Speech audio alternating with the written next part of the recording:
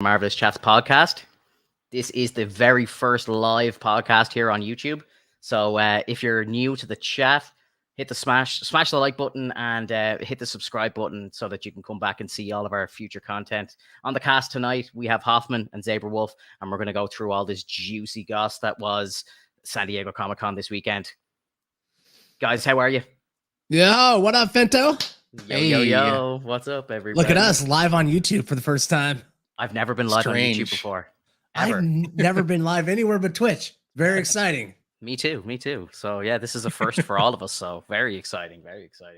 Guys, San Diego Comic-Con, I hope we're all up to date with everything that's happened. I know there's a second day, which is probably what's happened. Is it on anything right good? now? I think there's something good. I think something good happened, yeah.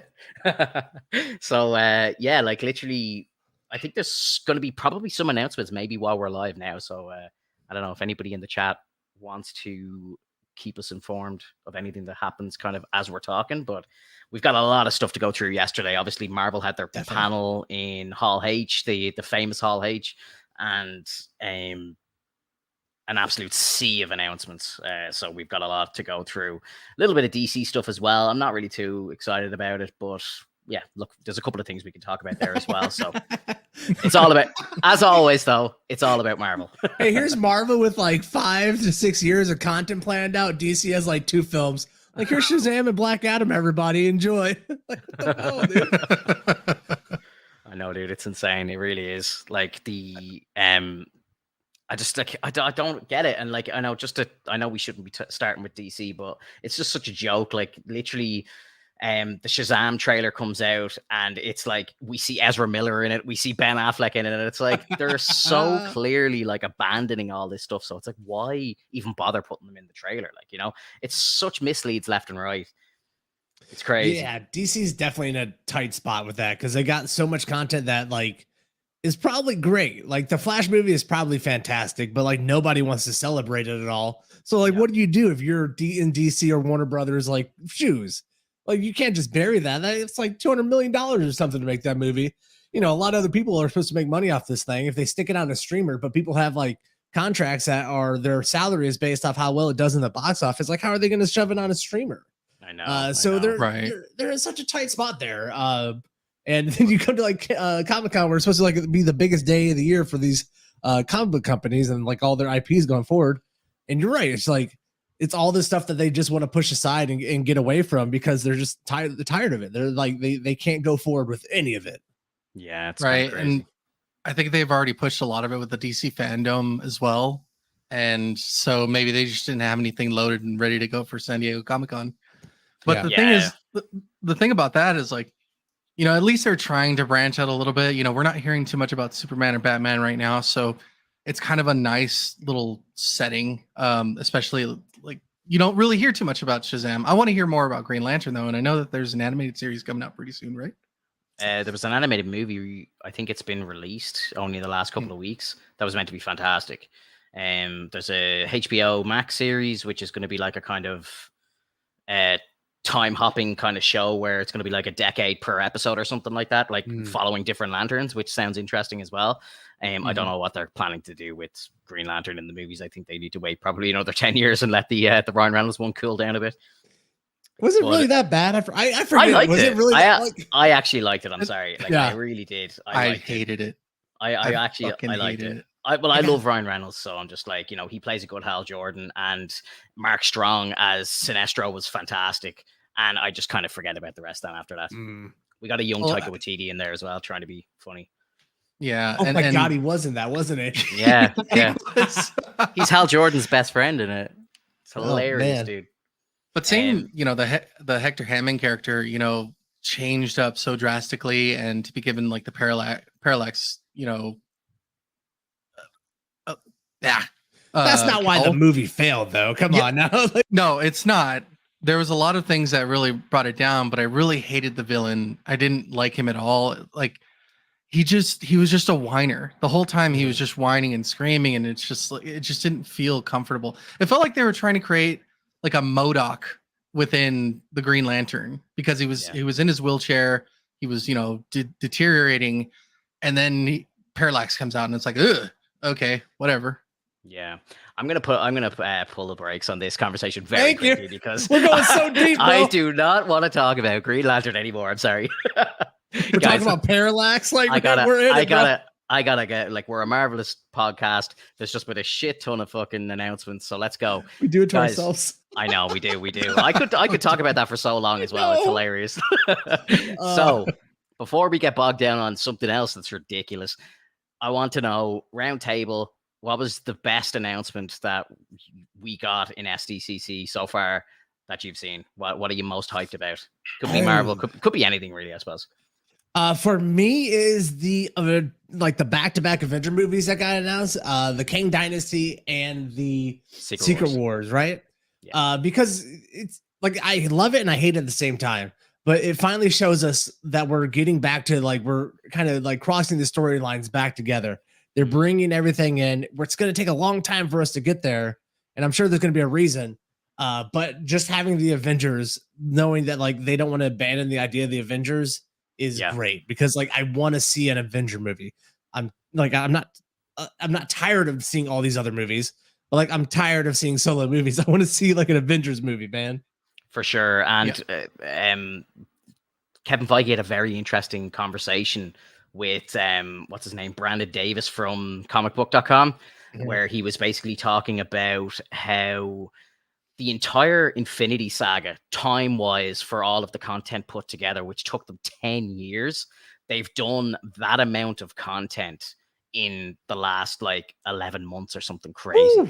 Like, so if you add up all of the TV shows and all of the movies and everything that we've gotten in phase 4, that phase 4 is pretty much the exact same length time-wise as the first phase. So basically he was asked a question as like something like, you know, are we ending each phase with an Avengers movie? And he said, well, not anymore, because now a phase is basically 1 year, whereas it used to be 10 years for like, you know, the saga, the first saga and phase 4 are the same length, which is crazy to me. So that's why he's saying, look, we're going to do 2 Avengers movies, which is going to be in like 3 years time.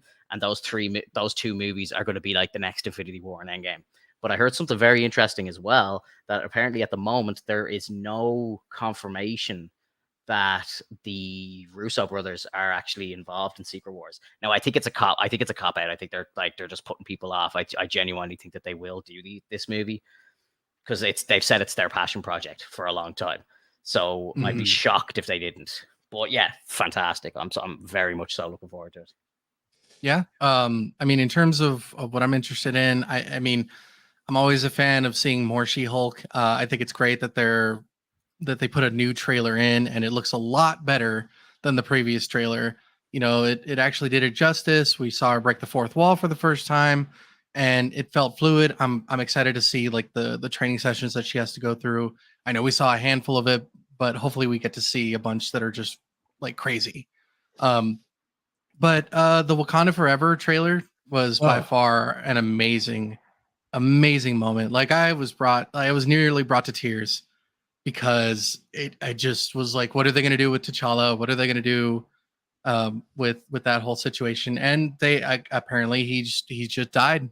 So apparently what they've done is they're doing it like what happened to him in real life. He's just going to die suddenly, and everyone's going to just be in shock. And it's like, what? He died? What the hell happened? Like, sort of thing. So, yeah, I watched a kind of deep breakdown of the trailer, and it's crazy the amount of stuff that I didn't see in the trailer, like when I first watched it. But like when you see little Namor being born and he's got the wings on his feet and everything as a child, like freshly born, I'm just like, oh my god, he's going to be a mutant. Like, he better be a mutant. Yeah. And then you see the throne room, the Wakandan throne room sinking. So like, you know, the war between Wakanda and Atlantis is definitely going to happen as well. So there's a lot of hype going on around that film. Who do you think is going to be Black Panther? Because I know that it's kind of a guessing game, right? Like I think there's a couple of people who it might be. I don't think it's in stone that it's going to be Shuri. I might be wrong with that, but the way that I kind of perceive the trailer is that like you're kind of guessing who it might be, because at the very end of the trailer, when you see the back of the Black Panther, it could be a man or a woman. Like, you just don't know. Yeah. Like it definitely feels like it's going to be Shuri for me. And that's because there's one scene in the trailer we see, and that's where Shuri is walking up to Riri Williams, and like she kind of gives her that, like, you know, handshake and stuff that her and her brother did. Like the Black Panther did that to his tech person. she's doing that to her tech person. Mm-hmm. So that kind of feels like they're like recreating that scene a little bit. Yeah. But then also we got, Black Panther's mom talking about how she doesn't have any of her family anymore. So what does that mean? Is that like a flashback scene during the blip because we know Shuri got blipped and Black Panther got blipped? Or T'Challa did. So I don't know where that scene's coming from, but Shuri's definitely the best or the most obvious choice. Yeah. But also I think Nakia would be a better choice for me because she's actually someone who knows how to fight, knows actually like combat and how to do like stealth things, has been in the field before. She seems like a more natural choice. Is this T'Challa's girlfriend you're talking about? Yeah. Mm-hmm. Yeah. I was thinking it was going to be her as well because just when the trailer starts, you see it's her we see first. So I'm kind of like maybe it's her, like because like if you think about it, Shuri has her own kind of arc and development already. So does Okoye. She's like the leader of the what are they called? Oh my god, I can't think of their name. The Dora Milaje? Dora Milaje, yeah. Sorry, guys. And so it's like we've got the two of them already kind of well like established in the world, but not a lot's happened with T'Challa's girlfriend. And I think it would kind of be a good, like, T'Challa dies tragically in the film. It's like the girlfriend takes over. Maybe she was pregnant. She ended up having T'Challa's son. You know what I mean? Like, because there's a little child in the trailer as well, who a lot of people are speculating that it might be actually T'Challa's son, and that'll lead up to if they do another little time jump or something, or in like 10 years time, he'll take over the mantle then of Black Panther. And I heard a very interesting theory as well, or that apparently Michael B. Jordan will make an appearance in the movie, but he'll be in the ancestral plane. But obviously Chadwick Boseman won't be there. And I think Shuri goes there and she's like, where's T'Challa? And he's like, oh, he's not here. So it's like, I wonder, is that leading them to potentially open the door to bring T'Challa back in a recast in a couple of years' time when it's not so fresh? That's my thinking there. Yeah, it's an interesting point that we have to take into consideration, is like, how the hell are they gonna finish this story? Because it's reaching this point of like, okay, well, he's gone. How are we gonna ultimately bring over the mantle? And part of me kind of wants to have them throw like a curveball and bring in the white wolf, and instead of that black suit, it's like CG'd right now in the trailer, and that when we actually get to that point, it's actually all white and it's Bucky, with his arm. That would be sick. And because it's gold, like for the lining, then that kind of says that either T'Challa's necklace is buried with him, or that they have the suit for someone else as well. So there's so many questions that need to be answered, and we're just barely scratching the surface. One of the biggest things, though, I do like seeing Namor and seeing the Atlanteans, and seeing that like we're finally getting mutants in a sense. I know that Miss Marvel was kind of the first called on mutant in the 616, but that's not my mutant right now. No, sir. Absolutely not. And Namor is the first mutant in the Marvel comic books. Like, he's the OG mutant. I did love how they showed the wings as a kid. There's a scene when he looks like M'Baku's jumping off the ship going to fight Namor, and you can see like his wings are there, fully grown. I can't believe they're actually putting wings on his feet. Like, that's very exciting. Yeah, and Namor just like, he looked incredible, man. Like that design of him looks incredible. Yeah, I can't wait to see like how he's portrayed on screen, how much of an ass he is, how much of like an Atlantean he is. Like, he's there for his people, and everyone else can just like piss off, man. I'm very excited for all that. The scene we see on the beach, like, it's Black Panther fighting Namor. That's where we see the Black Panther jump in. You see Namor in the background kind of blurred out a little bit. Yeah. So I'm pumped to see who is going to be fighting him there. And also, like, the soundtrack for this trailer probably was the most exciting thing I've ever seen. Yes. Using Bob Marley, "No Woman, No Cry" is hysterical, because so many people think that the song is like, I've got no woman, but I'm not going to cry about it. It's actually Bob Marley like telling his woman, like, no woman, no cry. Like, he's telling like his woman to be strong, like, don't cry. And like, that is fucking the Black Panther mantle getting picked up by like, one of these women who are just gonna fucking destroy the entire Atlantean. Like, we're coming for you, dude. Like, watch out. Like, I love that. and then it mashes in with Kendrick Lamar, who had pretty much every song on the first movie. It was just such a beautiful transition into Kendrick as well, just to modernize it. It was fantastic. Loved it. Loved every second of it. It was amazing. And we were speaking about Bucky, and I think Bucky is going to be in the Thunderbolts movie. So, and that was announced as well for kind of towards the end of Phase 5. What do you guys think about they're pretty much announcing Phase 5, but there being no Fantastic Four and no X-Men? What do we think?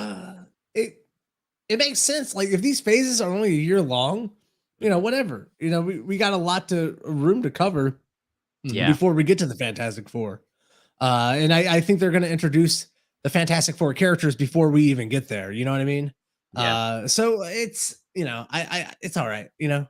I don't like that these phases are only like year long. I wish they were longer.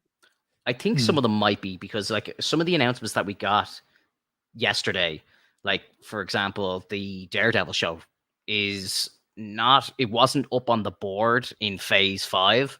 So I think it might be Phase 6, but that's into 2024. And then I think it was Phase 5. You didn't see like Secret Wars on the board either. Secret Wars was in Phase 6, right?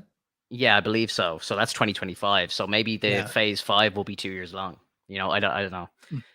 It's kind of confusing because there's some stuff that wasn't up on the big board, like the Phase 5 board, that was announced. I don't think Daredevil was on it. It's on. Hold on, pull up. I got you. Yeah, it should be on there. Pull it up there for people watching. It was the last thing that was announced for the lineup, and like people were shouting and screaming for that one. Like 18 episodes, hell yeah! I'm so psyched for that. And just while that's being pulled up, like I gotta say, for me, that was the biggest highlight for me of the announcements yesterday, because like you see, like we're going into 2024 here, so May 2024 for the end of Phase 5 with Captain America 4, and then Thunderbolts, I believe, is the only one that's not in this picture. Thunderbolts is set after Captain America: New World Order. Like, I don't know why they put these pictures up and they're incomplete. And like, as well, we know for a fact that there's 8 more projects that are going to be announced in September at D23 as well. So I presume there's going to be projects that are going to sit into Phase 5 and 6 as well. Yeah. Now, can we all just agree that when you hear Captain America: New World Order, you're thinking Hydra? Because holy crap, I can't wait to see Hydra come back. I think for that. I've heard, isn't it going to be like Red Skull's daughter is running Hydra or something like that? I think that's going to be, and that just kind of like makes you want to bring Chris Evans back. If you're bringing in like Red Skull's daughter, I'm not trying to cause any waves, but Kevin Feige did say Sam Wilson will be in Captain America: A New World Order. He didn't say Sam Wilson is Captain America. He said he's going to be in the movie. I'm not trying to call waves, but like I noticed that like tiny little adjustment to the wording, and maybe just on stage as live. And I was like, all right, dude, like Sam Wilson's Captain America. Let's put some respect on it, Feige. Okay. Yeah. And also with that, like Sam has never dealt with Hydra before, right? Right. Like it's always just been Captain America, like just Chris Evans as Steve Rogers. Yeah. And so this New World Order kind of situation, it's so fitting, especially for the title, because Sam is the new, donning the mantle of Captain America. And so he's dealing with a new Hydra. And so that's what I'm thinking, is that like, we're going to be dealing with the new Hydra. It's going to be, like you said, it's going to be the daughter of Red Skull, and he's going to have no idea how to deal with them, and he's going to need help. Yeah. And I like a New World Order, like it could be Hydra, but like there's a lot that's going to be going on. Like Secret Invasion being at the very beginning of this Phase 5. It could be dealing with that, dude. Secret Invasion is going to kind of really turn everything upside down with who's Kree, whatever is going on. It's gonna be nuts, man. So I don't know if a New World Order is necessarily talking about that, or if like the world is actually rearranging in terms of like thinking about the way it is. That would be interesting.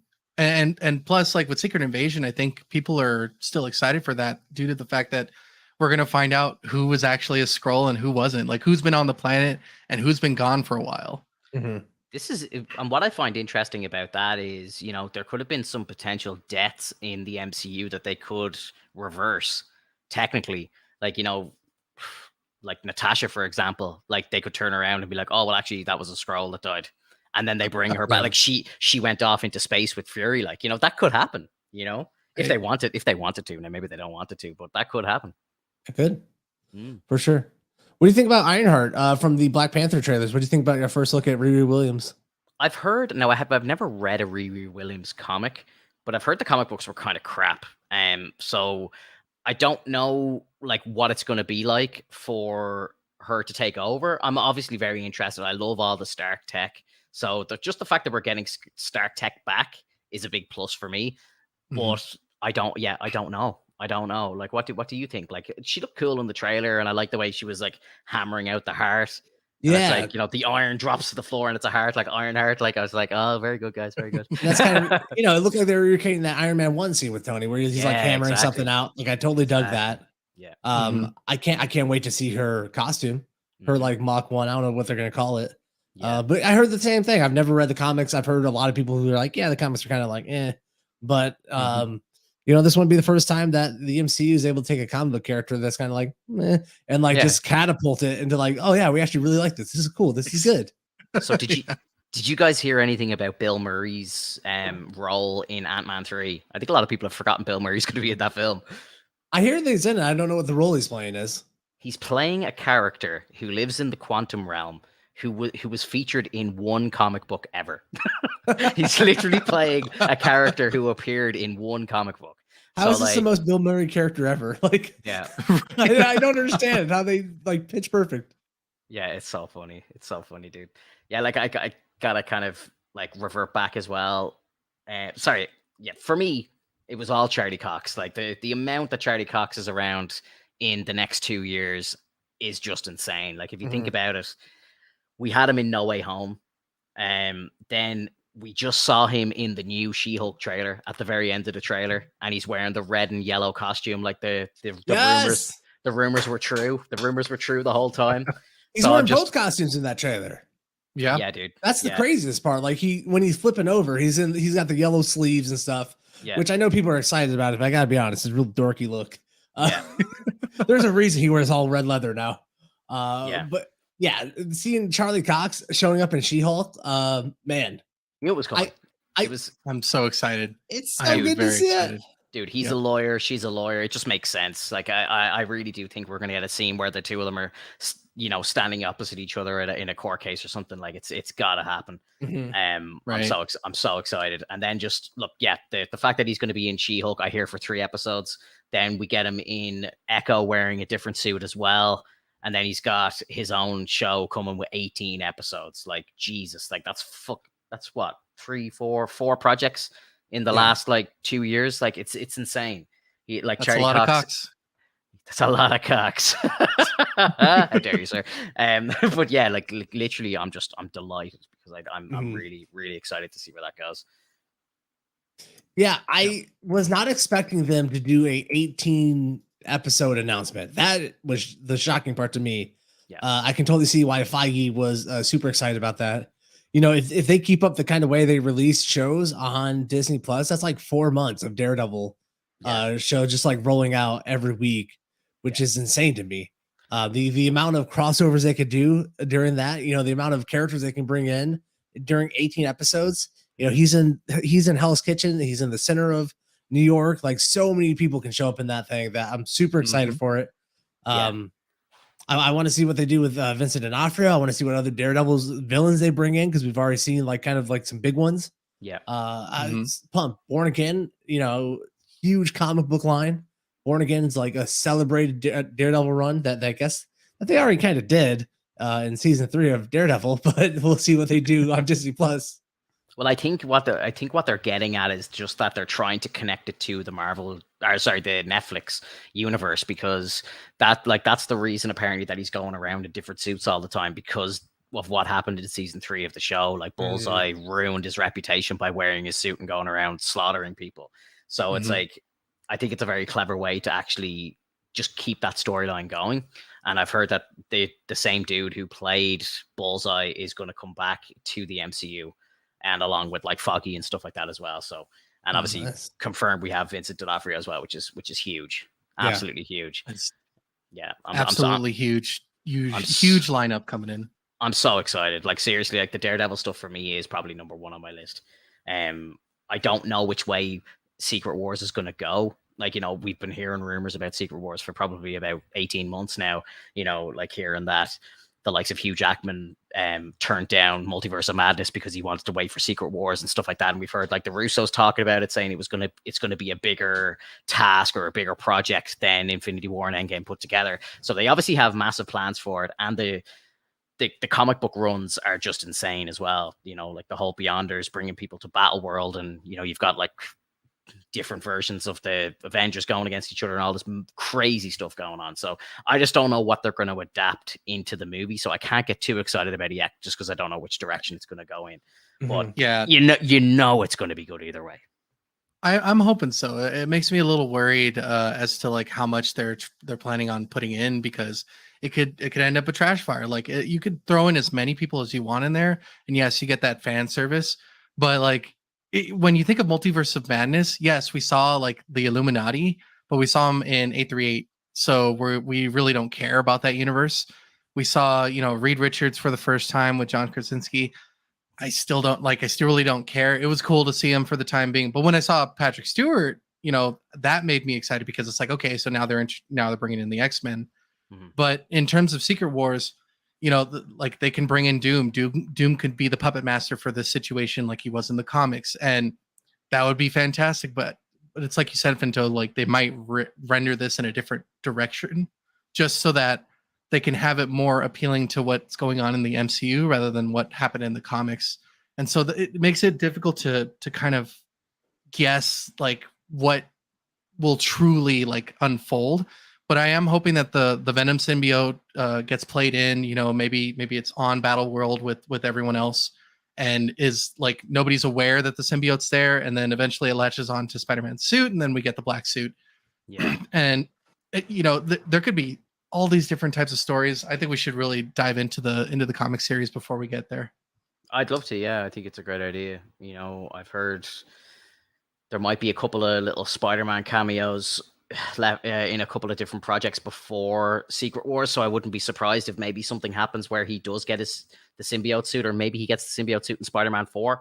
I don't know. Mm-hmm. But yeah, I think when it comes to Secret Wars the movie, I think Tom Holland will have the symbiote suit by then. I really think so. Okay. Yeah. The only thing that like really confuses me about Secret Wars and I guess the Avengers is, how are they going to do the Avengers Kang's Dynasty in May, and then in November we're going to turn around and have another Avengers movie that is Secret Wars? Like, doesn't that feel like it's incredibly close to each other for two like wildly different events, or am I nuts here? I think it's the one event. So I actually think that they're going to put it, it's going to be like Infinity War and Endgame. It's the same sort of style. It's going to be part 1, part 2. And it's all going to be the one kind of collected storyline coming to an end. So this is like the end of the next saga. So this is going to be like the Infinity Saga. They're calling it the Multiversal Saga. So you saw Kevin Feige wearing a Multiverse Saga hat. I think this will Secret Wars is the end of the Multiverse Saga. So in the 3, we're only getting 2 Avengers movie in the Multiverse Saga. Yeah, that seems wild to me, man. That seems like it's such a bummer. Oh man, I'm struggling to think right now. Like, let's say if we were to put together the Avengers team right now, who's on it? Like, you know, I think we need these other projects like Thunderbolts and stuff like that to happen, and then I think the Kang Dynasty is going to happen, and then what'll probably happen is they'll have to like band together with like Thunderbolts, whatever Avengers are left or whatever they could scrape together, and maybe Young Avengers or whatever. Like, you know, they start bringing in like the likes of Kate Bishop and all that sort of stuff. I think that's going to ruin the whole situation. That's one thing that I don't like about the title, is the fact that it says Avengers Secret Wars. I really think it should have just been Marvel's Secret Wars, because when it comes to Secret Wars, these teams are divvied up. Like, it doesn't matter if they were part of the Avengers or not, or part of the X-Men, they were given teams. And so calling it Avengers means that, like, you know, the Avengers has to be there. And so it kind of like defeats the purpose of us like wondering what teams are going to be about. Like, I know we're speculating right now, but it's like, it's turning into this moment of like, well, shit, who needs to be paired up? Oh, well, they're going to deviate so far from the comic books. Like, look at the Infinity Saga. that Thanos storyline did Yeah. not have that many similarities in terms of like the actual plot to Thanos. Like death wasn't there, like none of that stuff. They really took it on themselves to really change what happened. So with like Secret Wars, like the Avengers is just going to be our end. Like that's going to be the people we're following while this other crazy nonsense is going on. So I think why they're calling it Avengers Kang Dynasty and Avengers Secret Wars is because when we get to that point, they're going to start bringing back the original Avengers. So you'll have Thor back on the Avengers, you'll have Robert Downey Jr. returning, you'll have Chris Evans returning. Yeah, and it's going to be epic. Yeah. Yep. What do you think? You think Kang's going to be a Thanos level villain, or you think he's going to be an Ultron level villain? Thanos level, I think. I think that's what they're aiming it towards. But I think when we get to Secret Wars, you're going to have Thanos back as well. You're going to have Ultron back as well. I think Kang's going to be the kind of main villain. I think maybe Kang will be like the Beyonder, and he'll be the one bringing everybody to Battle World. So he'll start bringing all the villains. So you'll see Thanos back, you'll see Ultron back, each from different timelines. And then you're going to get Kang running the show.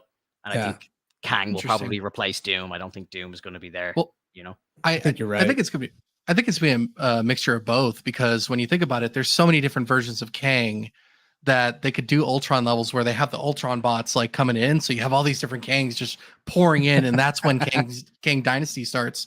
And then like near the end of Kang Dynasty movie, you have fighting the big bad, which is like the Thanos level Kang, who's like sitting on the throne. He's like, so you finally made it. And I think that would work well, because then it's like, holy crap, like we weren't expecting this many villains to just pop in out of nowhere. Yeah. So we're gonna get so Kane's gonna be both. He's gonna be Ultron level, and he's gonna be Thanos level. Exactly. Exactly. Yeah. And as well, I just to talk about some of the animated stuff coming out. So obviously they had X-Men 97, which we've known is coming for a while. Do you think that, because they say that it's linked somehow to the MCU, so do you think that it's going to be linked as in, I think my favorite theory out there is that the X-Men 97 universe is actually the 838 universe. It would make the most sense for it to be, right? Because you got Xavier in his like floaty yellow wheelchair thing. That would make the most sense. Yeah. Especially like going into Secret Wars, like that might just be the way they introduce the mutants. Like we might just. This is what I'm thinking, dude. Yeah, like they have a multiverse. Like as Feige said, the multiversal saga comes to an end at the end of Phase 5 or Phase 6, and we haven't seen the X-Men or Fantastic Four yet. So I'm thinking maybe they have an incursion war between like 616 and 838, and then whatever's left at the end. You know the way they say either one Earth gets destroyed or they both merge into one or whatever. I think that's probably what's going to happen. It's going to merge into the 616, but it'll take like, the mutants from 838 and maybe Fantastic Four from 838 or something. I don't know. And they would definitely have a reason. The X-Men would have a reason to be the villains of Secret Wars. Like, hey man, like your chick Wanda showed up and killed Professor X. So there's gonna be a problem here. Like, they would be out for something. I think one of the best things I've heard about wasted opportunities in Multiverse of Madness in screen. Like, what if we would have seen like Scott Summers, like that big yellow boot of his, like stepping out through a portal or something, and like the Avenger or the X-Men are pissed that Charles is dead and they're looking for someone. And it's like the 97 X-Men. Yeah. I mean, I would love to see kind of like the series of Avengers versus X-Men unfold at that point. Not so much putting it into things like Secret Wars or, kind of showing like little tidbits of like, hey man, like we don't like you guys. It's kind of like, the Brotherhood versus the X-Men in that situation now, especially because we know that Magneto is going to be the new leader of the X-Men during X-Men 97, which his influence is so grand in the fact that he wants to only keep things pure as mutants that, this could be a very detrimental thing for the Avengers and for the world itself. And so that, that leads to the Avengers wanting to take down the X-Men. And then you have Avengers versus X-Men, in like somewhere in Phase 6 or something. Yeah.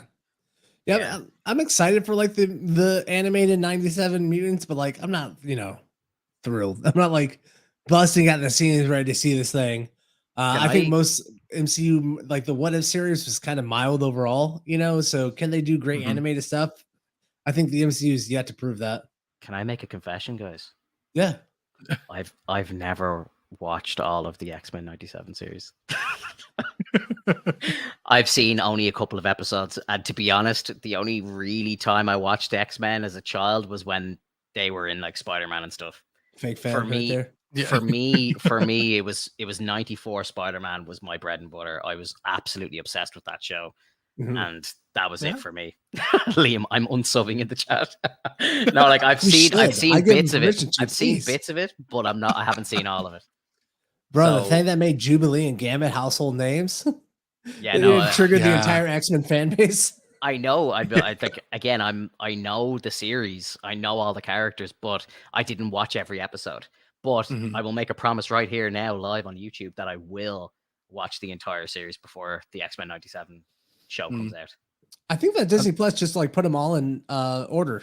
Yeah, because how did they not have? Yeah, what the hell is that about? Like, I read that and I was like, why wouldn't they be in order? Like, what the hell's going on? Money there. So. He's dragging the team down, says Liam. How dare you, sir?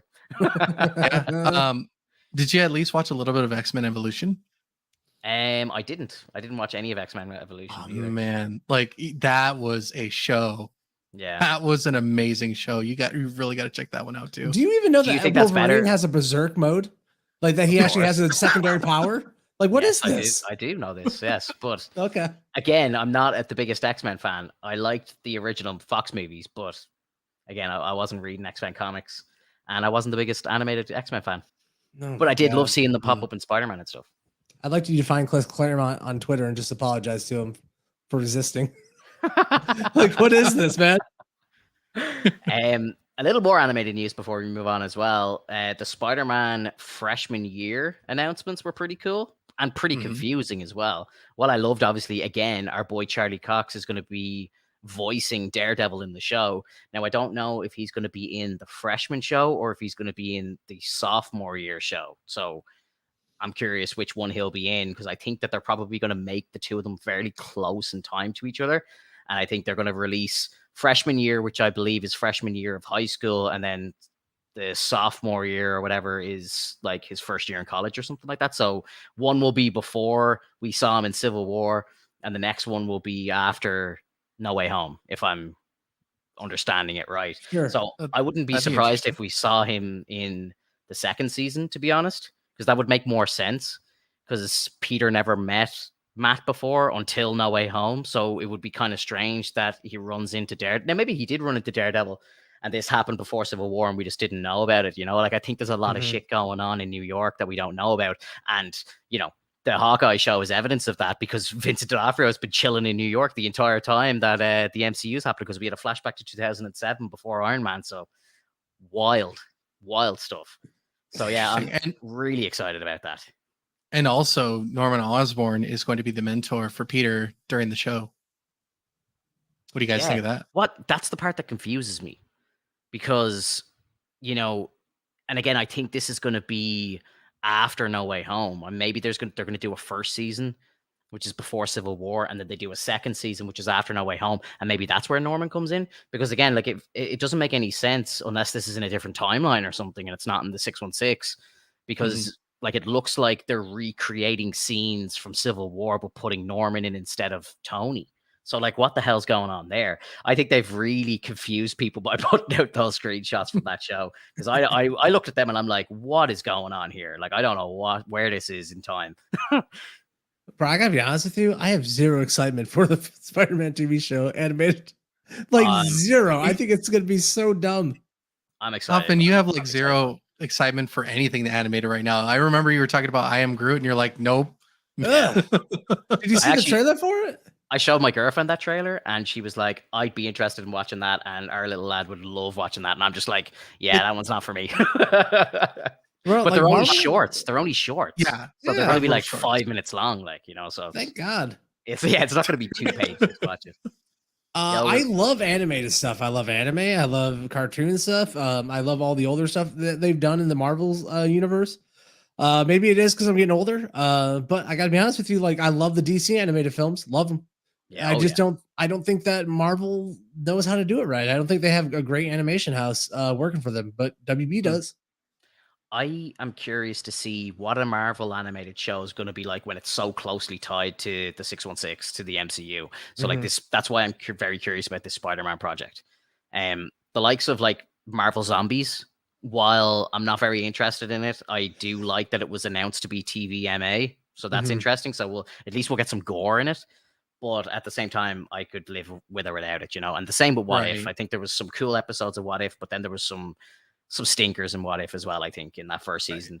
Like, I know we did see it, like a picture of Icarus, a zombie Icarus or something. Like, that looks pretty sweet. So, again, I'm going to watch it all. We're all Marvel simps around here. We're obviously going to watch all the content, but some of it I can definitely just kind of, I'll be happy to have something to talk about on the podcast here, but I'm not, like, living for it to happen. Like, So there's one bit of content that I think we might just have to skip unless we actually talk about it, unless we want to talk about it, actually.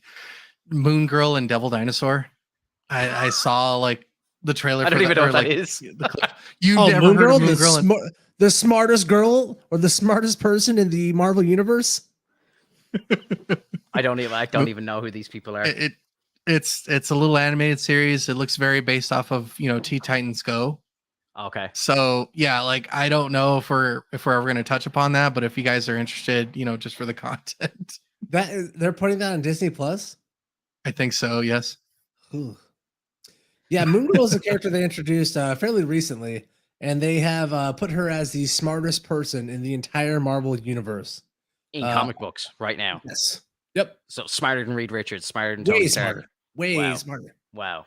And she's like 9 or 11 or something. What? Yeah, she's very young. And she's a fun looking character. Like, it looks fun, don't get me wrong. But I'm like, ugh. And they're doing this in animation, you're saying? Am I right, Alex? Yes. Animation? Yes. Okay. Yeah. And she's an Inhuman. So there's their portrayal of Inhumans for the first time in the 616 universe, if that's what they're putting it at. So yeah, I did hear Inhumans are going to be in the Marvels. So I think like Inhumans will be like aliens, they'll be off-world, and then the mutants will be the Earthbound ones. So that's why Kamala is a mutant, and it kind of makes sense if they're going to have like the whole Inhuman thing be off-world. It kind of makes sense that it wouldn't like outbreak on Earth. That kind of makes sense. That kind of makes sense to me. Oh my God, what was I going to say there?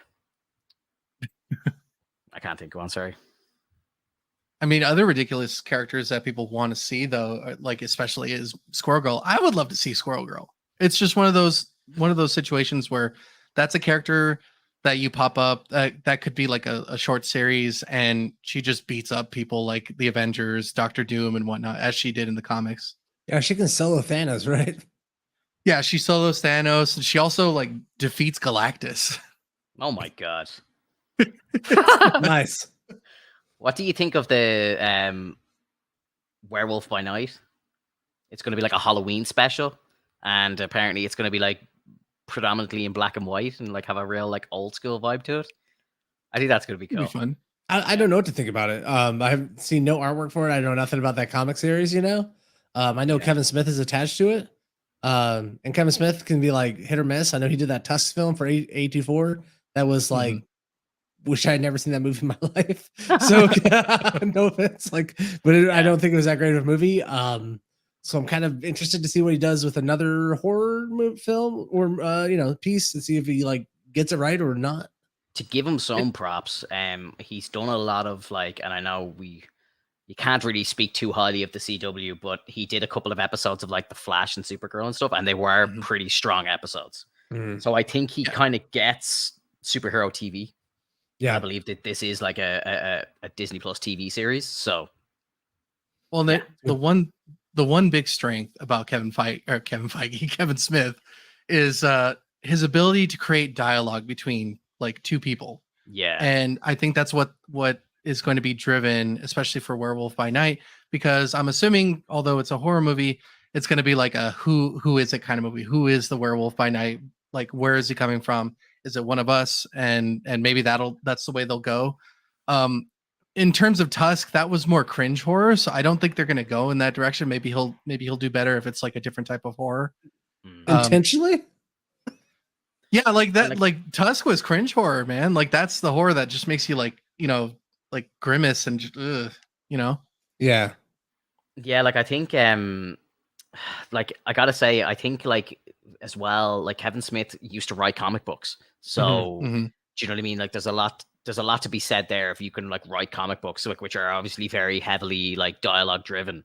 I think you get that whole side of it. So I think that's one of his strengths. And then like he's made some obviously amazing movies as well, but he does a lot of Sure. like stupid stoner stuff as well, like which, doesn't hit home for a lot of people. So, it is But I what think it is. I think he's backed out of it quite a bit. Like I haven't really seen or heard anything of that sort. I know we're getting Clerks 3 very soon, but I thought that I trailer mean, looked great. that trailer looked awesome. Like it's just basically a recreation of what he went through in order to create the first movie. Yeah. Yeah, that's cool. Do you want to talk about some DC from San Diego Comic-Con? I thought we already did. Well, I suppose we didn't really go into depth about like the Black Adam trailer, for example, and the Shazam trailer. What did you think of the show of those? I'll start with the Shazam trailer. It looked fun, but at the same time, it's like we're referencing stuff in the DC universe that they're like putting behind them, Like Right. it's like you see Ben Affleck, you see Henry Cavill. Like it's just kind of what are we doing, But it's part of the Snyderverse, part of DC. But it did look fun. Like it looked like the first Shazam movie. It felt like it had the same type of humor. All the kids look great when they transform. It looks fun. I also the Fast and Furious meta jokes were hilarious. Yeah. And family, and it's like gets the cue wrong. He thinks that they're all going to appear behind him. I thought it was very good. Like Zachary Levi is hilarious. She was in Fast and Furious. Like she was like one of the actresses in the movie, so it's just hysterical. Like yeah. No, it's great, dude. Like, and like I gotta say, and I know DC has a bad name, but if you think about it, DC's put out really good content over the last couple of years. Like I know there's a couple of shitstorms that they still are hanging on to, like a bad smell, like, and it's bringing the brand down. But if you think about it, if you break it down, the last like really terrible movie that they put out, and I know a lot of people don't like the Snyder Cut, but it was a good film, is like the first Suicide Squad. If you think about it, or sorry, no, Wonder Woman 84 during COVID was a failure. But there's a lot of good stuff that's come out, like, and like even all these new movies that are coming out, they seem to be kind of like hitting the comic book genre where they need to hit. It looks like they're planning on kind of focusing on the JSA rather than, I think after the whole Ezra Miller thing now, I think they're taking a side step away from the Justice League and they're going to focus on the JSA, which I think is a very smart move because you've got a cool team coming into Black Adam. With like, Dr. Fate and Hawkman and Atom Smasher and all these people, like they're cool. And I think if you kind of focus on them as a kind of new Justice League, and then you have like Black Adam being like an anti-hero, and then you potentially cross over Shazam to fight him. And then like, I know The Rock always wants to do shit with Henry Cavill. And I know everybody wanted Henry Cavill to come out at the DC panel, but he didn't show up. So I don't know, man. I just think like there's a lot of good stuff coming, and I think obviously the Batman was great, Joker was great. All these like kind of like one-off, like one-shot movies that they have are just fantastic as well. I think there's a lot of good shit going on, and obviously Peacemaker. Like we all loved that show. Like that was fantastic. Do you know what I mean? So like for me, I think DC are doing very well. And like I think even like if you take like Peacemaker's probably better than any MCU show that we've had so far. So like there's a lot of positive stuff happening, but everyone just still talks about the Suicide Squad, the first one, and it's just like, dude, like that movie was fucking 6 years ago. Like let it go. Like it's over. It's done. So I kind of feel bad for DC in that way because it's just like people are just hanging on to shit that happened years ago. Well, that's the thing is like even I hang on to it because that's a trail of blood that they still haven't really cleaned up completely yet. There's still a lot. The Suicide Squad movie that came out after was actually very good. I really liked that. Yes, but James Gunn's Suicide Squad was fantastic. Right, but it's a continuation of the first movie. Like the first movie was canon compared like with the second movie. So they're tied together. So you have to still keep that in mind that though like that exists. Like I don't. That's fine if you don't tie them together. Like the fans will. Oh, am I not a fan now? I don't think you're a fan. No, just kidding. I think that, the fans, we live in a world where like meta commentary affects the way we watch these movies. And I think every fan walked into that movie, this James Gunn Suicide Squad, understanding that this was supposed to be a break, that even though they're continuing characters from it, that this was actually like them rebooting the Suicide Squad. Yeah. And I don't really think there was a lot of fans who came to that movie, holding the first one against the second one. Mm-hmm. Yeah, definitely. It's night and day, the difference between the two of them. Mm-hmm. Absolutely night and day. Guys, it's fantastic. We got 22 people in here right now. I got to say, welcome to anybody who's new. Thanks for welcome to Marvel's Chats, everyone. Yeah, good to see you. Good to see you. So all right. That's it for DC though. Like literally, that's it. It was Black Adam and Shazam, bro.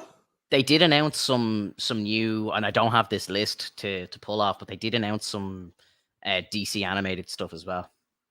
Yeah, which is obviously along with the comic books, the strongest thing that they have to their name is the animated movies. They're fantastic. So yeah, very, very excited to see what happens there. Yeah, I can throw on a DC animated film in the background any day. Like I just put it up. I know it's gonna be solid. They do a great job. For some reason, like I don't have to pay 100% attention to the DC films and still be able to enjoy them. Like they're great background movies. And then you can also just sit down and like watch them directly, and like they're fantastic too. And I've gone back and rewatched them. Unlike like What If from Marvel, where I'm just like, right. And that's one of the big questions I have though. Is like, although you guys have stated a lot that you've watched a bunch of DC animated series or animated movies, have you ever actually watched any Marvel animated series or movies? Like, have you ever taken a look at any of them? Like, because if you haven't, then like it's hard to compare. I truly enjoy the Marvel animated movies. Like they're really good. Like I will praise Planet Hulk, not just because I'm a fan, but because of the way that they created the setting. And that's why it hurt so much when I saw Ragnarok. But at the same time, I see why they changed it. And in terms of like Hulk versus Thor, like you get to see multiple instances of that. You see like Deadpool, like animated like series and movies and stuff like that. Like there's so many fun things you could throw in. I try to find the Marvel animated movies. I find them incredibly difficult to locate. And then when I find some of them, they're like animated stills. It's like there's comic book stills and they're like just moving the stills around and animating them. And then I know that they released a Thor animated film on HBO. I tried to watch like 5 or 10 minutes of it and I bailed. I was like, this is dumb. This is big. When I open up Disney Plus, if I go anywhere near the Marvel animated section, I feel like my 8-year-old kid should be watching that, not me. It feels so childish. And like I've tried watching like the Spectacular Spider-Man and I don't know there was a couple of other Spider-Man runs, animated series that came out. Yeah, I can't remember the name of them. I did try and watch them, and like I could see that like where the goodness is in them, but I don't know. For me, Marvel anime just kind of died for me when I grew up. Like, I loved like the 94 Spider-Man. Like that was my gospel when it comes to Spider-Man content. Like that's where I learned about everything, like, so, and nothing's been able to kind of bring me back to anime quite like it. And that's why I'm kind of curious. Like I do actually want to go now and watch the X-Men series just so that I can watch the 97 X-Men and actually be up to speed. So, but again, like I'm going back and watching something that was made in like 92. Yeah, but there's no current animated Marvel stuff except for What If and zombies and Spider-Man.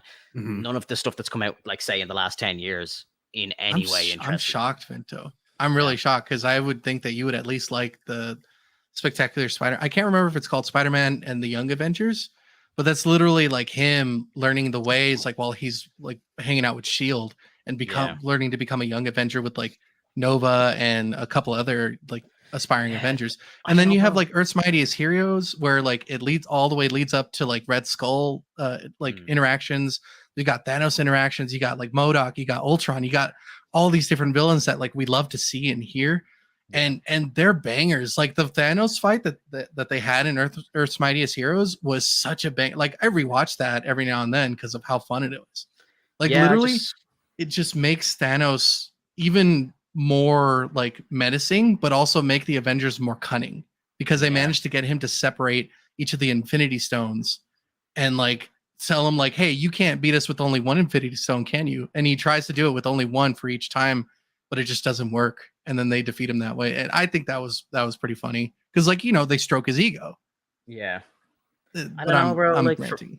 for me, it's just like I just feel like they're too childish. They're just aimed at kids, and like I think I could sit down and watch them, if like my little lad was like a little older and wanted to watch them, and he asked me to sit down and watch them with him. I think I would sit down and I'd probably enjoy them. But when I've got like downtime and some free time for myself, I never think to throw on like a Marvel animated series. Whereas when Injustice, the new Injustice movie came out for DC, I watched it straight away. And it was great. Like they had like Justin Hartley doing Superman and stuff. It was cool. It was great. And it was like so close to the comic books. Like they were ripping panels out of the comics. It was brilliant. It was fantastic. Like, so I don't know. I have a feeling that I want to watch it because the DC stuff seems to be more mature. Whereas the Marvel animated stuff really feels like it's aimed at 10-year-olds. So it's a lot harder for me to sit down and just watch on my own in my free time. And they completely are. Like it's 100% about tone.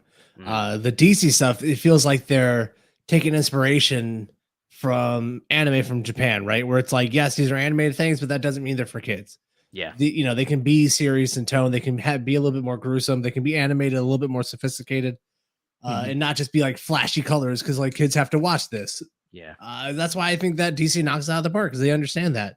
It's why a show like Invincible was amazing, is because like that is a comic book show that is like it's aimed at adults. Like it's not 1990 anymore, where the only people watching this stuff are teenagers and young kids. They need to swing a little higher. They need to do the stuff more like What If and tone, but DC in quality. Yes, I agree. And like I think you hit the nail on the head there. Like with the likes of like Invincible and even Arcane was great as well. And like these were not animated shows made for kids. Like, and that's the kind of stuff I like. And like they've released. I don't know if you saw The Killing Joke, the animated movie. They released that in theaters. I went to the cinema to see that. Like I'm sitting there watching a DC animated movie. I don't think that. I don't know. Maybe have they ever released a Marvel movie, like an animated movie in cinemas? I don't know. Maybe they have. But I would never have the feeling to go to see it. I went to a show at like 11 p.m. at night with my girlfriend to watch The Killing Joke in the animated movie.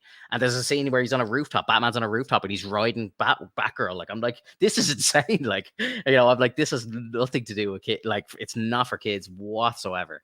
And that's the type of stuff that I want to see. I feel like the closest that I would assume might have been in movies would be any of the Hulk versus Thor movies, because those will always sell in my opinion. Anytime you see Hulk versus Thor, that's going to sell. Into the Spider-Verse was just put into the chat, and yes, I agree. Into the Spider-Verse was absolutely incredible. So yes, one of the best superhero movies ever made. No joke, incredible.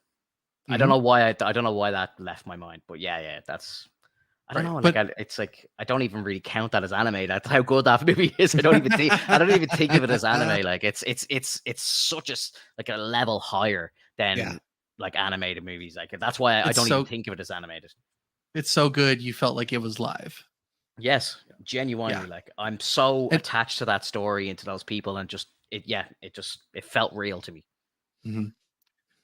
Yeah, and to see the only one to be called in, that was like fantastic. I can see how like it does show that DC has a stronger point of like putting in movies that will ultimately bring in the crowd, especially because they're mature, and like with all the brutality that's in those movies, like it still gets this praise because of how well it's done. It's not just done to be gruesome; it's done to be like poetic.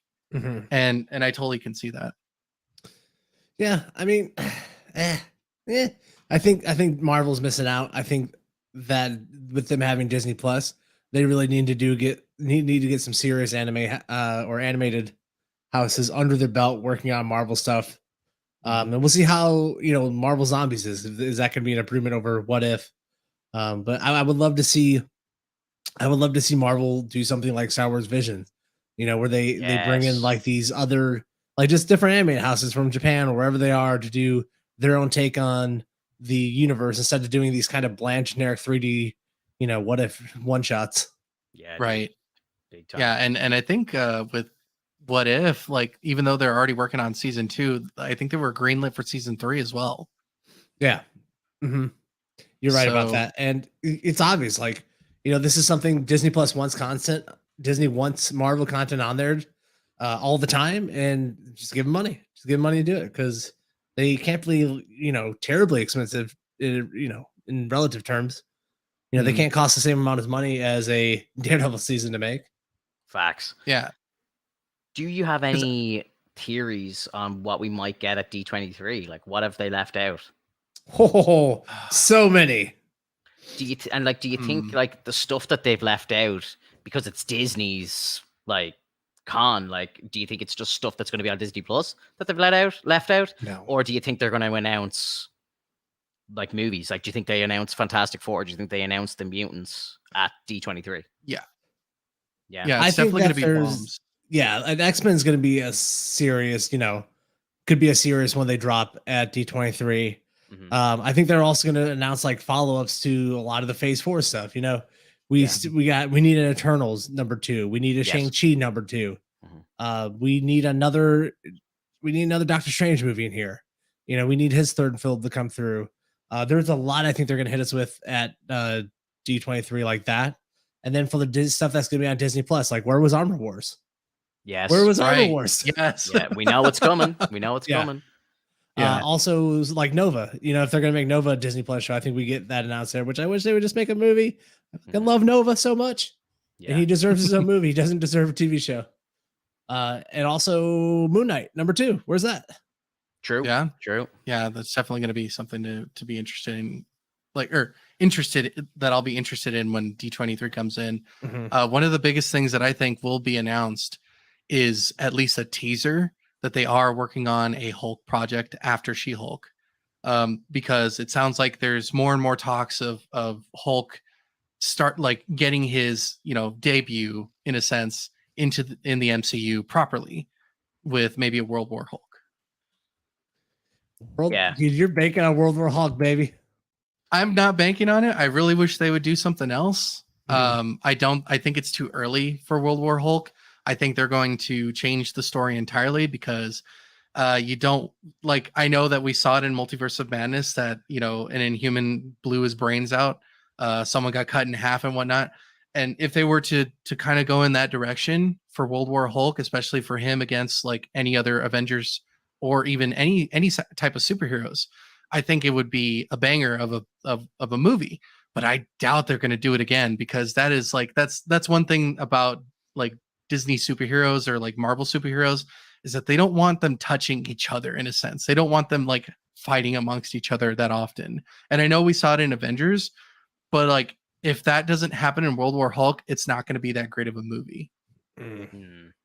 Yeah, like I think Bruce is going to be like quite prominent in the She-Hulk series from what we're seeing, like, because we've seen new footage in the second trailer. Seems like he's like there a lot, which I love. And I heard a great like theory out there, and I want to see what you guys think of this. So obviously in Multiverse of Madness, we had the Illuminati be introduced in 838. So 838 had an Illuminati, and obviously it feels like we don't have an Avengers team right now. Like, it feels like the Avengers are gone. Like, I think it's even mentioned in one of the movies or one of the shows. It's like, where are the Avengers? Like, what are they doing? Like, what have they been up to? I don't know if it was in Falcon the Winter Soldier or if it was in like Far From Home or something like that. But it seems like the Avengers have dispatched after the death of Tony and like Cap disappearing as well. So someone pointed out, and I saw this on a TikTok video, I can't remember who they are to shout them out, but it was a great little theory. And it's like, if you put together the team that we see in the Illuminati, you've got like the Sorcerer Supreme, you've got the smartest man alive, you've got Captain Marvel.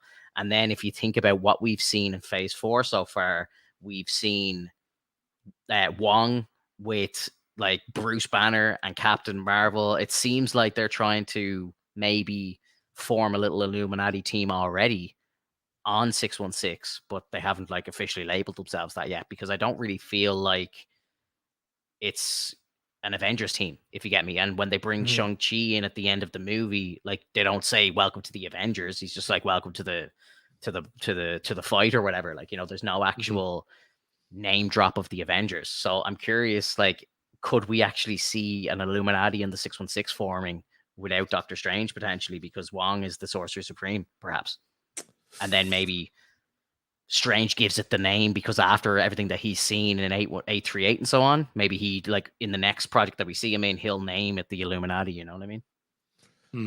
I don't know if they're actually going to do an Illuminati with Wong being like the Sorcerer Supreme. It doesn't feel like that kind of fits. He's more of like a side character in everyone's story, where the Sorcerer Supreme and the Illuminati, like, that's a main character, man. That's a main character slot. I don't know, bro. Like Wong's feeling like a main character to me, dude. Like, he's popping up as much as Fury popped up in the Infinity Saga now. Dude, Fury's not a main character. He kind He's of not. is, though. No, he's a recruiter. Wong is a recruiter, War, man. Yeah, I think he is. You have to remember, Finta, like these have to be the superheroes that are going to be the ones like driving the Illuminati. And Wong, although he is Sorcerer Supreme, that doesn't mean he gets to be part of the Illuminati. Strange is smarter than Wong. Therefore, he fits into the Illuminati. You know, like, there has to be smart people on the council. It can't just be random people. Like, that's why you can't see Peter Quill on it. It's leaders. It's leaders, but also smart leaders. Like, you got Namor, you have Black Bolt, you have Doctor Strange, you have Captain America, you have Iron Man. Like, those are all incredibly smart people. Even Captain America, although you don't see him as a smart guy, he's very tactile. He's a leader because he knows how to handle, like, armies of people. He can drive people forward, but he is also very smart. He's tactile. So, like, every character needs to be smart enough to know what is right for the world. And so that's why they have this conflict. And that's how it leads into Planet Hulk, because they literally push it to where they need to get rid of. You literally knocked him off the call. Did I knock him off? I don't know. What happened? He's gone. He just disappeared. YouTube banned him for saying Battle World too many times. I accidentally hit the refresh button. He got so excited he booted himself off the call. I booted. It got so crazy. Oh my god, that's so funny. I love that, Hoff, because you hit your desk and Alex disappeared. I apologize. Anybody who might be listening to us on Spotify on a replay, it's hilarious. Check out the YouTube. Oh, You gotta man. check out the video of that. That was so funny, guys. That's Oh my hilarious. I just can't get over how every time it could be any conversation. I'm surprised that Planet Hulk didn't come up during the Moon Girl conversation. Yeah. I love it, dude. I love the passion. You're like Josh from Den and Nerds with Secret Wars. Like, everyone thought he was insane. He's been talking about it for like 18 months now. And then it's just like, it gets announced and he's like, yes, I fucking told you. I told everybody. You know, that's going to be you, dude, when this happens. Secret Wars, though? I know. But a lot of people were like, it's too soon. It's not going to happen. Like, we need like Fantastic Four. We need Doom. We need all this. Like, right. You know, and like, they're right in a way, like, but they're obviously going to change the story a bit. Like, but yeah, I mean, the end of Phase 4 would have been too soon for it, but like, for sure. This is going to be the end of Phase 6 is going to be Secret Wars. For sure. And that's why I find it weird that we're getting the Captain America movie so late into Phase 5. You know, if we're setting up the Avengers is Captain America. You know, like, I know that there's been times Captain America hasn't really been there, but I don't believe it's an Avengers team without Captain America. Like, he is the anchor of the Avengers, like him and Tony. And I find it shocking that we're getting that so late at the very end of Phase 5 is going to be Captain America. Because you're right. You know, they're not talking about the Avengers right now. We don't know what's going on with them. Did they break up? Did they all just scattered? Or they're just like little pockets of the Avengers now where they just kind of work together but aren't like a team? Yeah. Like, we need a Captain America movie sooner rather than later to kind of show us what's going on with the Avengers. You know, we just need it to happen. Yeah. Like, think about it right now. Like, who's in the Avengers right now? Spider-Man, Captain, like Sam Wilson, who else? Doctor Strange. I mean, maybe the Sorcerer Supreme of the universe. I mean, come on, let's give a little respect. Captain Marvel's still there. We still got who do you call it? Huh? Hulk? Yeah, yeah. Hulk. We still have him. You could call him Thor, whatever you want. You got everyone. You got Ant-Man. You got the Wasp there. You got Valkyrie. She's been in the Avengers. Yeah, I just don't feel like any of them. Like, I feel like Thor's gone. I feel like he's just kind of abandoned Earth. I feel like Valkyrie is there, but she's just focused on ruling Asgard. You know, I don't think she's an Avenger. Like, you know, that's pull up. I think she could, and I think she will when there's a big like event. But I don't think she's showing up for random Saturday morning cartoon adventures. Like she's not doing the random missions. I think she's just there for the world ending shit. Like when they all have to be. Yeah. I mean, all we're missing really is Tony and Captain. Right. Those are the two that are gone. Everyone else is still kind of hanging around. They're just not together. And that's what we need. We need the scene of like Ironheart like next to Falcon being like, hey, Captain, call it. Like, I'll fucking lose my shit if they do that scene again with those two characters. Yeah.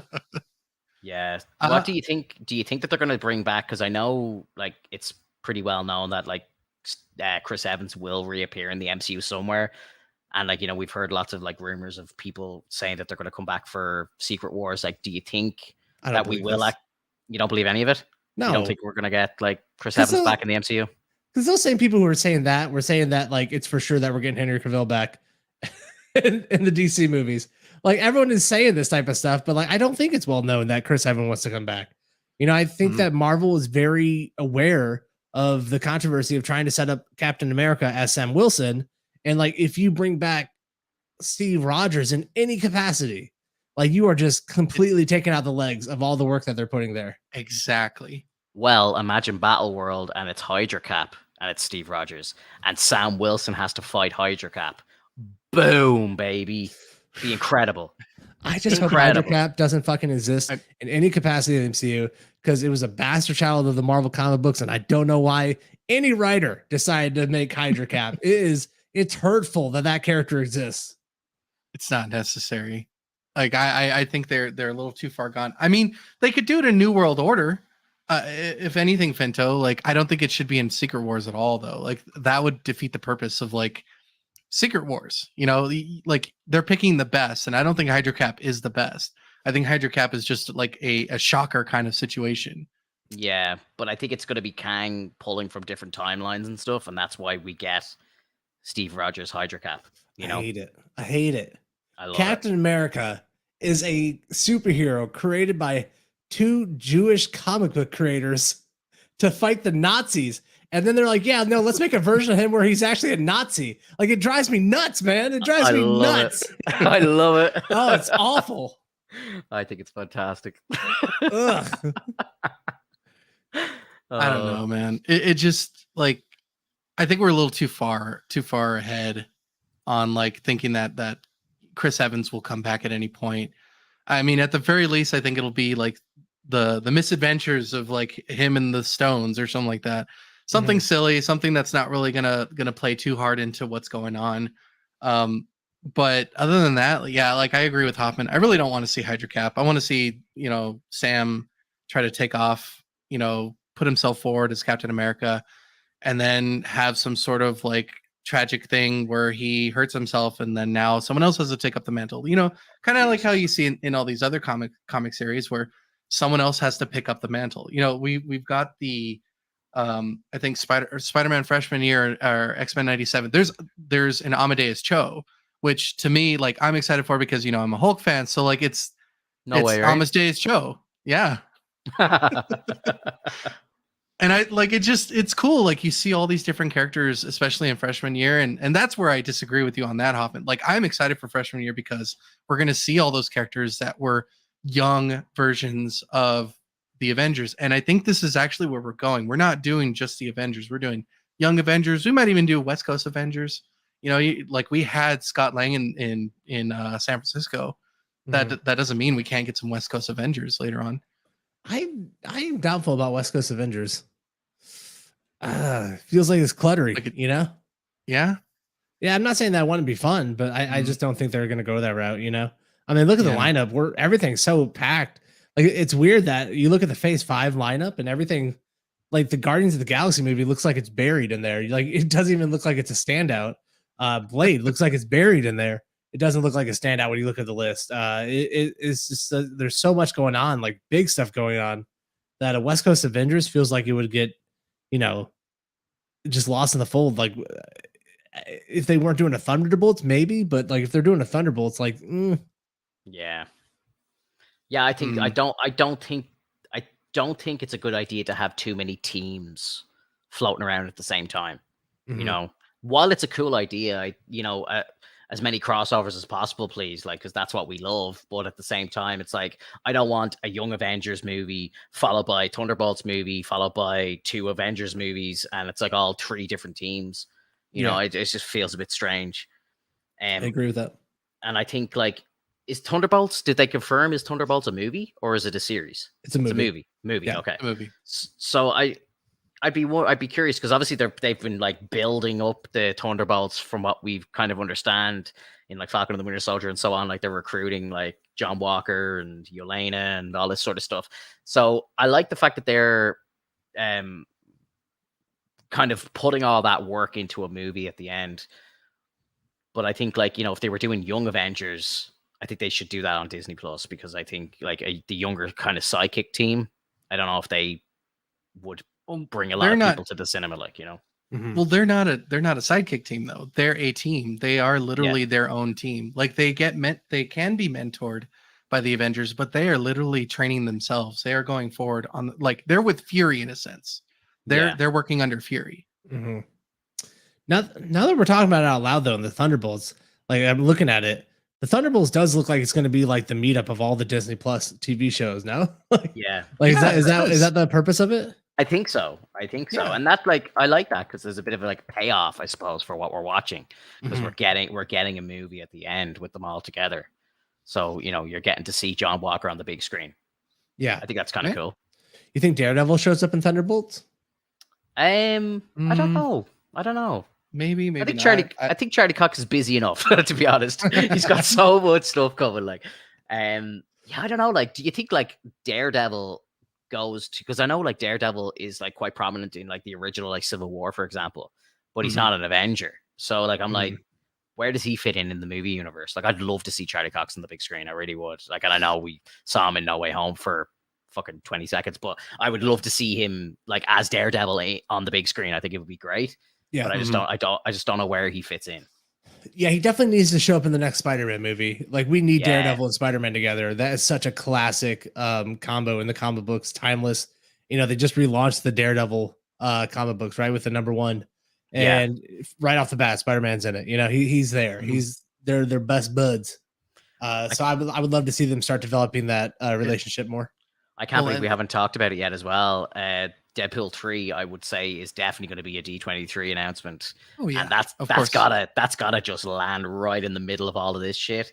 And like, you definitely gotta have like Spider-Man and Deadpool showing up, or like doing a team up at some point, and maybe imagine like Daredevil and Punisher or something. Oh my god, bro! Like the possibilities are endless, dude. They're endless. It's that cherry-colored costume on top of all the other announcements, man. Yeah, dude, it really is. Like, it's crazy. There's like so much more stuff to come. Like, it's insane. Yeah, but looking at Thunderbolts, though, there's literally 11 iterations of Thunderbolts. So there's infinite possibilities of characters that they could choose from. And so I'm excited to see what they decide to like put a team up. Yeah, I mean, they could even pull like Bullseye, right? He's been part of that type of deal before. I believe so. Such a fantastic like adaptation of that character on the Netflix show. Like, anything to bring that character back. I love that actor. Like, I always forget, like, when I rewatch Daredevil on Netflix and, well, now Disney Plus, it's like the first season's so good, and then like the second season you get a lecture and everything. You're like, how, like, for me, I'm watching, I'm like, how can it get any better? And then season 3 comes along and you're just like, no, this can't be as good. And then they bring in a character as good as Bullseye, and just how well your man played Dax was just incredible. And his backstory and the struggles that he had and going through all of his therapy and all, it was gripping. And then you've got Vincent D'Onofrio back again, and he's like locked in the hotel, and there's the whole spin that he has his base going and everything. I was just like, this is amazing. Like, it's so good. And just the fact that like we're gonna get an 18 episode series that's gonna technically take over after the events of these shows, and linking in with No Way Home and all this stuff now. Like, it's insane to me. It's absolutely insane to me. Like, again, I've said it maybe 3 times on this podcast already, but for me, all the Charlie Cox stuff is like some of the most exciting stuff that I see coming. Like, I think it's just going to be absolutely incredible. So my question for that is, what do you think the runtime is going to be? Do you think it's going to actually be an hour, or do you think it's going to be roughly 40 minutes? I think the episodes are going to be probably 18, kind of like, I think they'll be like close to what we've gotten in like the Disney Plus show so far, lengthwise and stuff like that. And I think that it's going to be like, say, 18, like kind of 30-minute to 40-minute episodes. I think that's just the way Marvel are doing things, you know? So it feels better to have 18 episodes on TV, like, yes, especially if they're going to be, you know, a half hour. Like we need more substance like that. We need to, you know, they got to start making these shows, TV shows that are TV shows for a reason.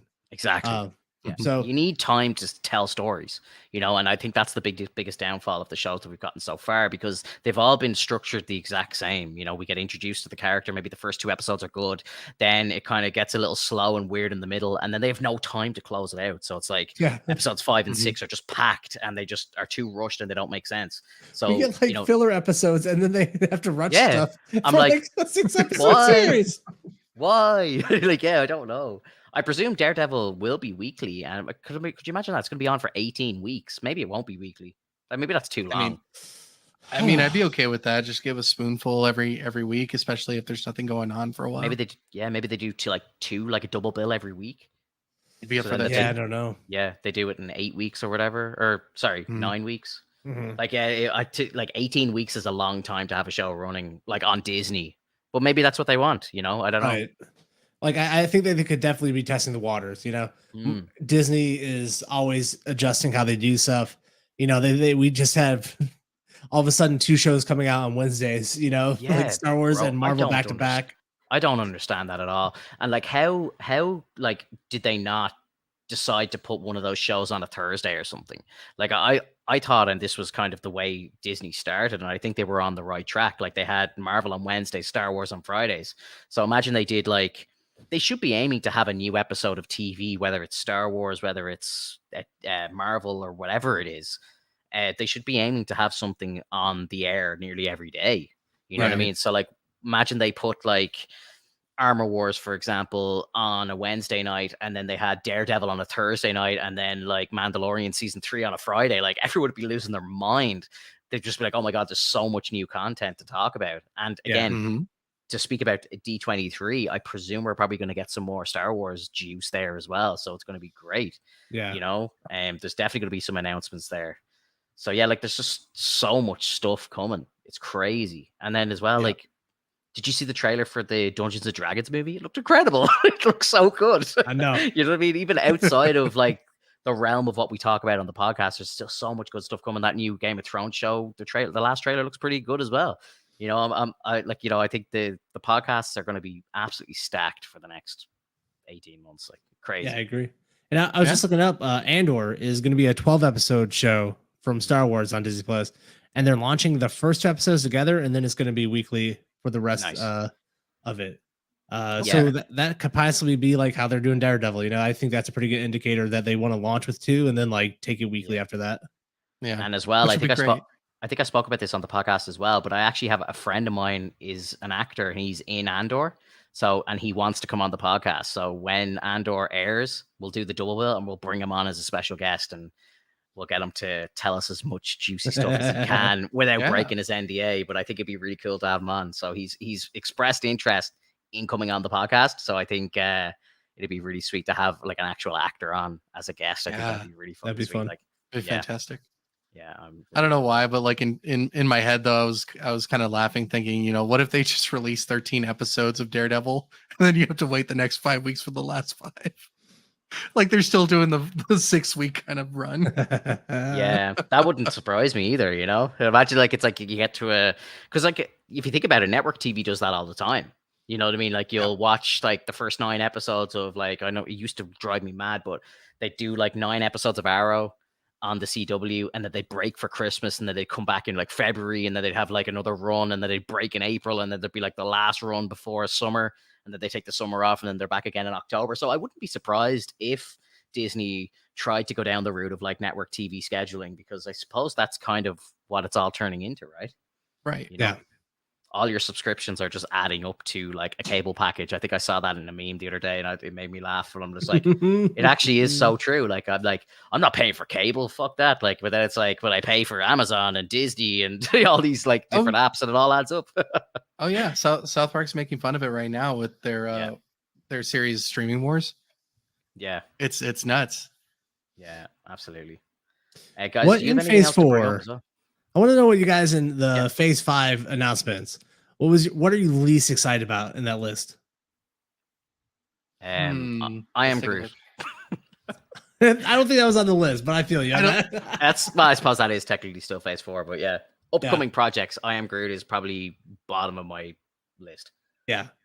So like Phase 5 list, the ones they showed off at on the board at SDCC. I would say either Echo or Agatha. Oh my god! Echo's going to be incredible.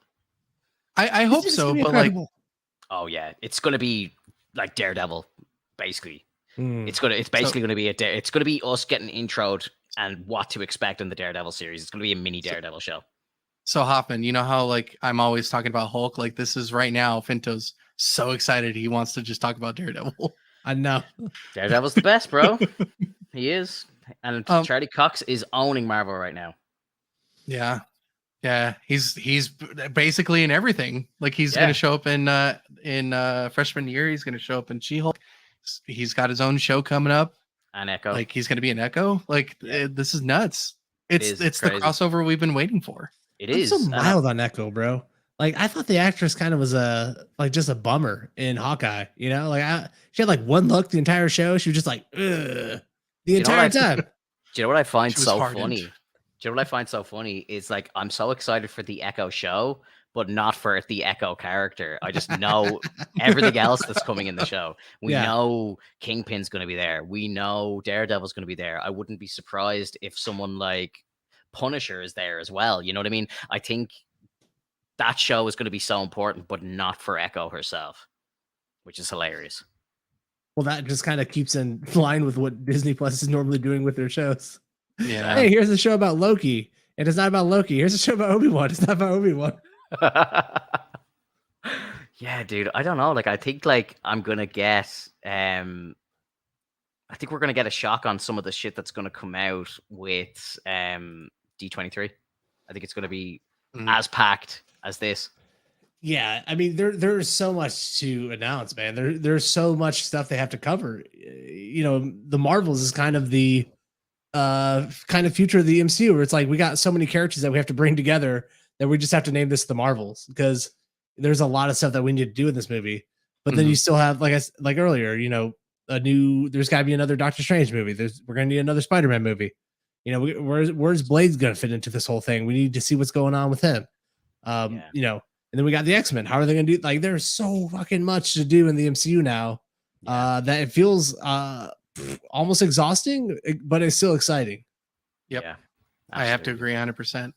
And I for one would be excited to see if just for kicks for Blade they show off his old costume before they move him on to like the newer ones. Like he's in the Wesley Snipes clothes. So that'd be such a like a punch in the nuts for poor Wesley Snipes. Like imagine it's like they're using my costume, the bastards.